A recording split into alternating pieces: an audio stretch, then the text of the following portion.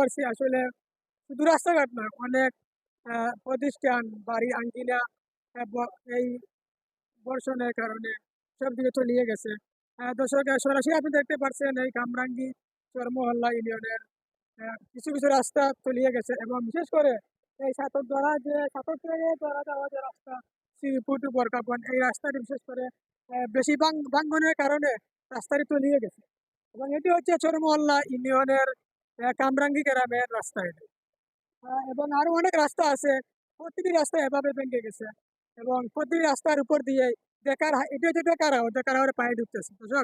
চাঁদপুর দিক দিয়ে দেকার হাওরে পানি ঢুকতেছে, বরকাবনের দিক দিয়ে দেকার হাওরে পানি ঢুকতেছে এবং শ্রীপুরের এবং বিভিন্ন ব্রিজ, কালভার্ট, এরপরে রাস্তা ভেঙে পানি ঢুকতেছে।